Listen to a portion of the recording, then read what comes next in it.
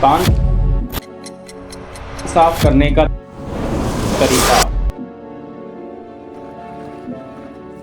दोस्तों, आज हम उस टॉपिक को कवर करने वाले हैं जो इंसान की जिंदगी का बहुत ही महत्वपूर्ण हिस्सा है। हाँ दोस्तों, आज हम इस पर बात करेंगे कान साफ करने का तरीका क्या है। क्योंकि जब हम सब छोटे थे तो हमारे प्राइमरी स्कूल में एक कविता पढ़ाया जाता था, नाक में उंगली कान में तिनका, मत कर मत कर मत कर। नाक में उंगली कान में तिनका, मत कर मत कर मत कर।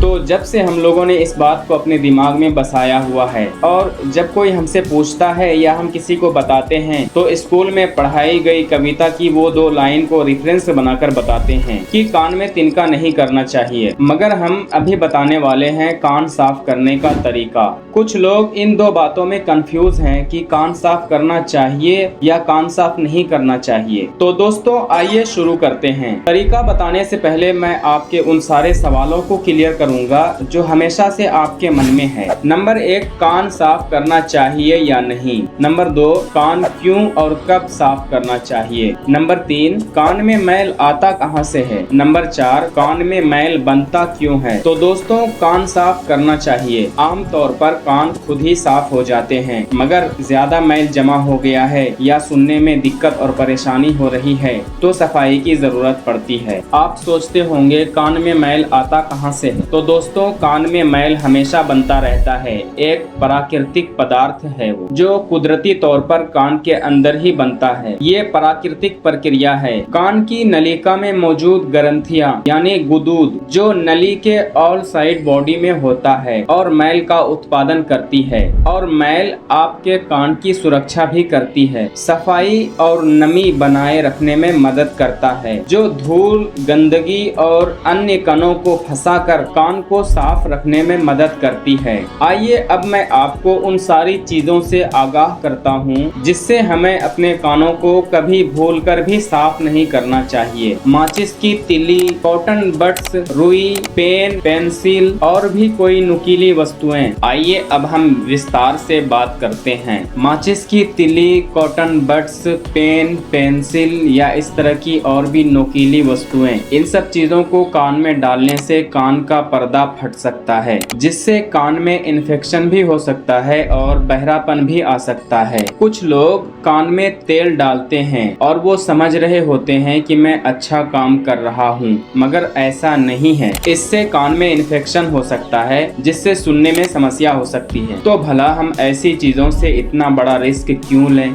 अगर आपके कानों में पानी चला जाए या फंस जाए तो उसे तुरंत साफ नहीं करना चाहिए। इससे कान में संक्रमण का खतरा बढ़ सकता है। भूल कर भी कभी नुकीली चीजों का इस्तेमाल न करें, इससे कान का पर्दा फट सकता है। खुद से कभी भी अपने कानों की सफाई न करें, इससे कान के अंदर का वैक्स और भी गहराई में धकेला जा सकता है। अगर आपके कानों में मैल होने का संदेह है तो आप डॉक्टर से सलाह लें, वो सुरक्षित रूप से मैल को निकाल सकते हैं। डॉक्टर कान की सफाई के लिए विशेष बूंदें भी दे सकते हैं जो कान की गंदगी को नर्म करके उसे निकालने में मदद करती है। डॉक्टर कान की सफाई के लिए विशेष उपकरणों और तकनीकों का इस्तेमाल कर सकते हैं। कान का संक्रमण ज्यादातर 6 महीने से लेकर 2 और 3 साल की उम्र के बच्चों में होता है और 8 साल की उम्र तक ये आम है। बड़े बच्चों और वयस्कों को भी कान का संक्रमण हो सकता है, मगर ये छोटे बच्चों की तुलना में बहुत कम होती है। कान को साफ करने का समय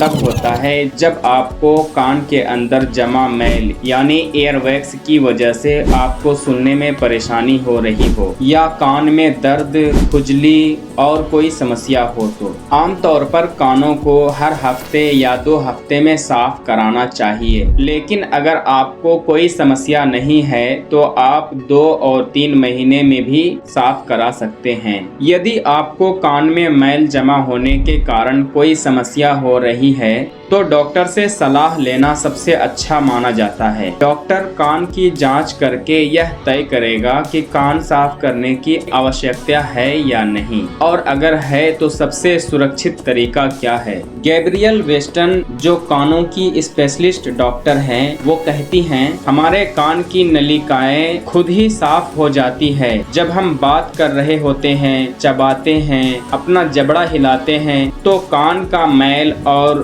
त्वचा की कोशिकाएं धीरे धीरे कान के पर्दे से लेकर कान के छिद्र तक चली जाती है और बाहर निकल जाती है।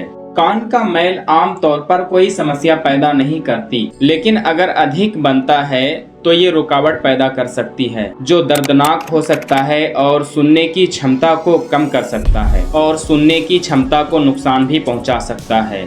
तो दोस्तों, आइए अब मैं आपको बहुत ही आसान भाषा में उसका तरीका बताता हूँ। अगर आपको आपके कान में एयरवैक्स यानी गंदगी होने का संदेह है तो सबसे पहले हम कान के अंदर जमे हुए एयरवैक्स यानी गंदगी को डॉक्टर के सलाह से दिए हुए किसी ड्रॉप से उसे नर्म करेंगे। उसके बाद एयरवैक्स अगर खुद से बाहर आ रहा है तो उसे किसी अच्छे नर्म मुलायम कपड़े या टिश्यू पेपर से साफ करेंगे, और अगर खुद से बाहर नहीं आ रहा है तो अपने से नज़दीक किसी ENT डॉक्टर के पास जाएंगे तो वो आपके कान ज़रूर अच्छी तरह साफ कर देंगे। इस तरह की और भी इंफॉर्मेटिव वीडियोस आपसे मिस ना हो जाए, इसीलिए तरीका.com को सब्सक्राइब कीजिए और बेल आइकन को भी प्रेस कीजिए। तरीका.com का एक टैगलाइन भी है, तरीका सीखिए, इंडिपेंडेंट बनिए।